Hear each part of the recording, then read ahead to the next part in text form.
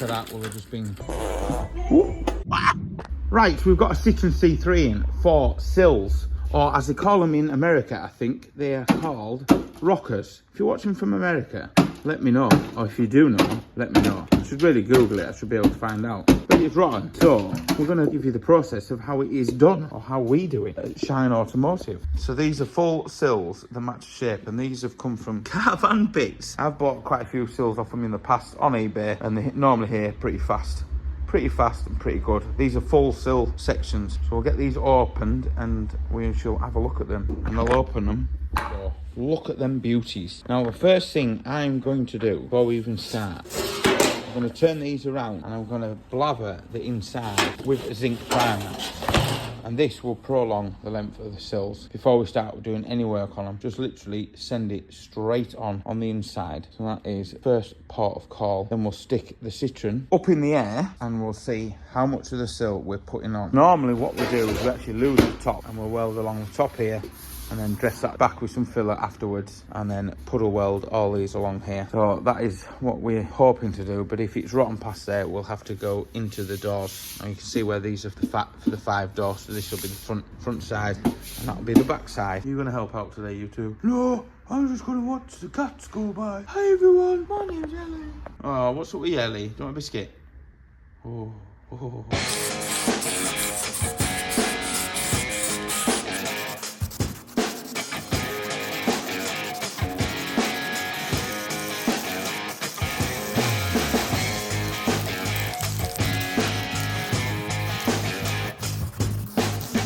And that now can just dry while we're assessing the sills. Right, so it's been patched up before, and it's a patch that's rotted out, which is normally the case because the patch won't have any treatment on. The back of that will have just been the steel.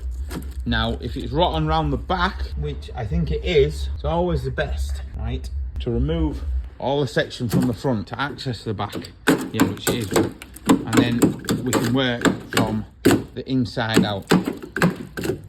So, we don't know how rotten it is, whether we're putting full sills in. But all along here seems alright, so we might be able to just piece in at this end, so we don't have to take the wing out and do the wing section. I'm just going to clean back along here, make sure it's alright, and then we'll put a nice straight edge, and we'll cut that line, and we'll cut along the bottom, and we'll start unpicking the seam. Now, normally what you do is you take the seam off, but because this is a realistic repair, we will probably just grind this back so we've got something to attach to, and then over seam it, because in all fairness, this part of the sill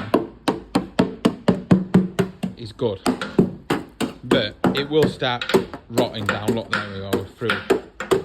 So it is rotten. It's good all there. So that's what we have to do first, is just cut this out.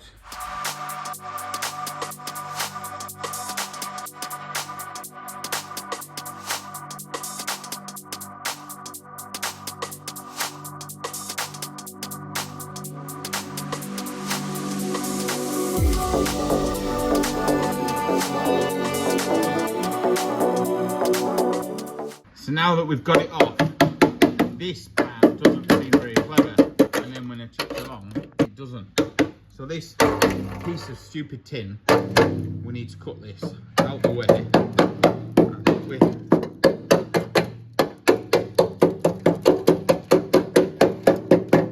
We're solid from about there, but what we need to do is get this out the way. It doesn't have no bloody structure purpose whatsoever. They're not even attached at the end. So we'll cut this as high as we can to give us access to fold a new piece in here. I think we might as well put a piece in from about there to there, because I think it's got black death anyway, as I call it. That's just right through. That's obviously the jacking point, and then the end piece. So we'll just get one piece of steel there as we can, get as far into there as we can where it's good to weld. So get rid of this out the way so we've got access to inside there. So now that is out the way, always make sure you clean these burrs off as well, because you'll shank yourself and you'll cut yourself, just like that. So what we'll do is we'll start cleaning all this and see how far we can get a nice bit of shine. If we can get it on this edge, that'll be wicked. But looking at that, I don't think we could be lucky. So I need to grind back here to see if we can get a nice edge. If we can, we don't have to be worried about folding too much steel. We'll put this in, welding along the jacking point here.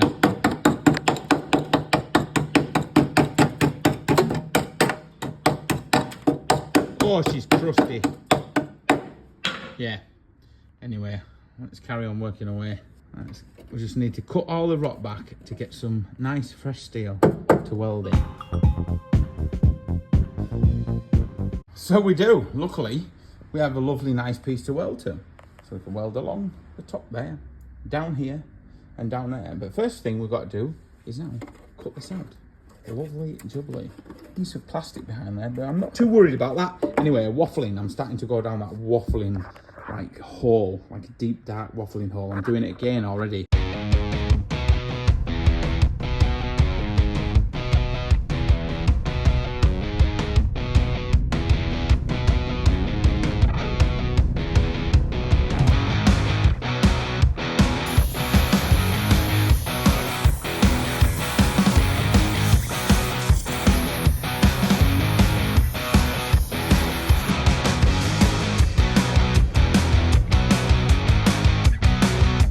Bit of CNC cardboard and design that'll be getting tapped underneath. I think it'd be easy and then it'd be handy. And what you do with this bit, obviously don't worry about your bottom lines until you get your off of your sill up, and then you can scribe it and cut it so it all fits nice and flush with your sill. So yeah, there is a lovely bit of CNC, so I'll cut that out and then we'll get that stitched in. That bit's all welded in, very nice. So that bit now needs welding onto there, just like that. Just like that. So all the groundwork's done now, so we need to clean this back to nice shiny metal and then start working out getting the outside sill on. Once the outside sill is on, we'll work out how we're going to cap the end of it, but we'll need to lose the wheel. So we'll probably do the same on the other side until it's ready to cap, and then we'll jack it up and take both back wheels off. I've just got a bungee cord round there, up round there, and then onto the end of the chimney pipe, exhaust pipe. So yeah, it's coming together and it is nice. That is solid. Solid as a rock.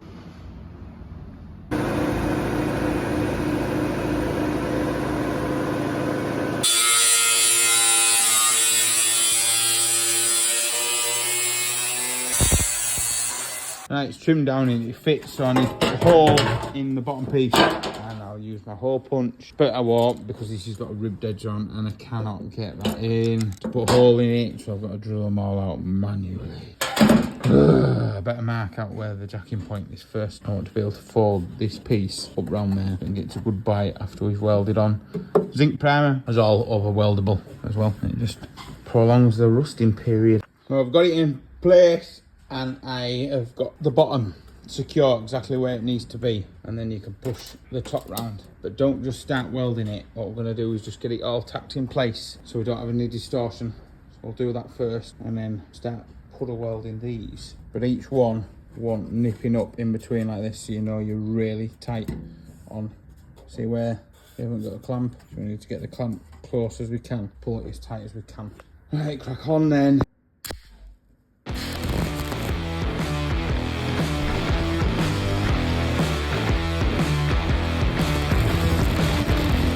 Where's the cats? Go get him. Go get him now. Where did I?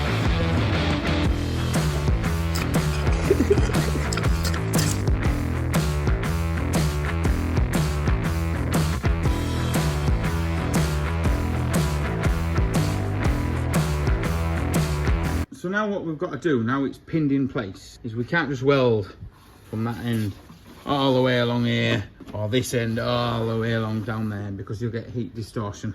So you literally are just spot welding. So you put a spot there, move over, put a spot here, put a spot here, put a spot there, just keep moving around, putting spots everywhere until it's fully joined up. If you've got an airline like me, so I always keep it on the ramp with the air tool, just on the magnet there. So we'll just spot just spot all along. The bottom's done. All I've got to do is hit it round. So this is a process now where it takes time, and it does get stressful because you just want to try and weld it on, but it'll just ripple and it'll look a mess. And so far, the shape of that sill is very, very nice. It's welding good at the end as well, so it was good that we didn't have to take the wing off and come round the corner as well. So let's get it spot welded up, not buzzed up.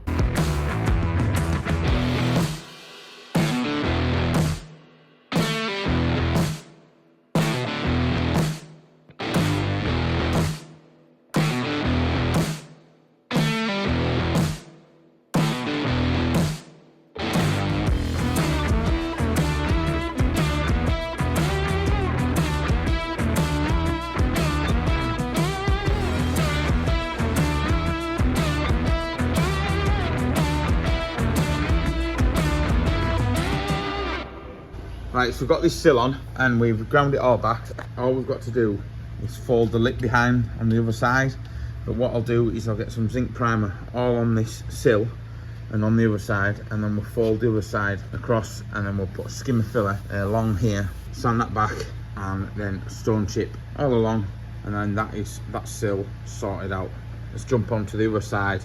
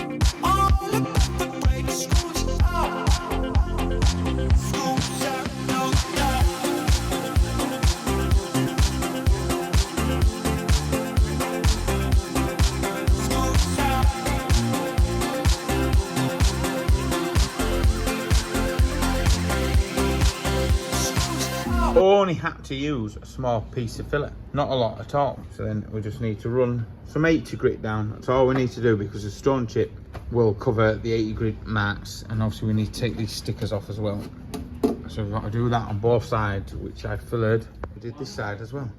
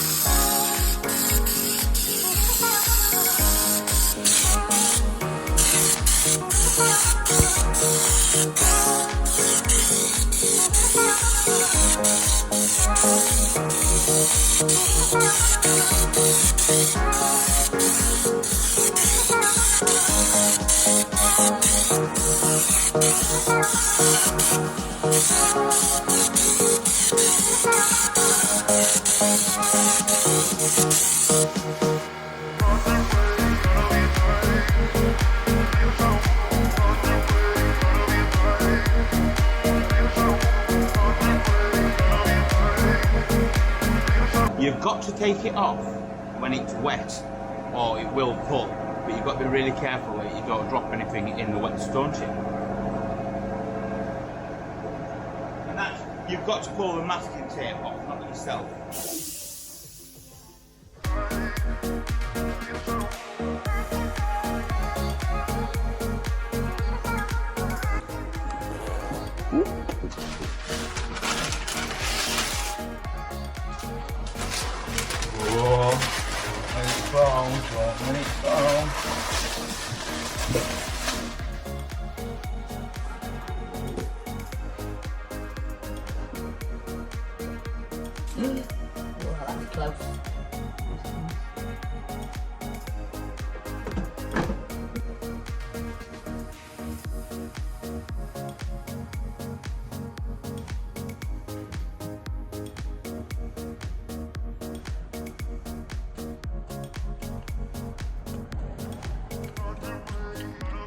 I'm dropping it back off. That is a mechanically sound car that would have gone to the scrapyard, upcycled, just for a pair of sills, because it drives like brand new. So I've given it a wash. They're going to be happy. Their car's saved from the scrapyard. A lot cheaper than buying another car and messing on with your insurance and the tax.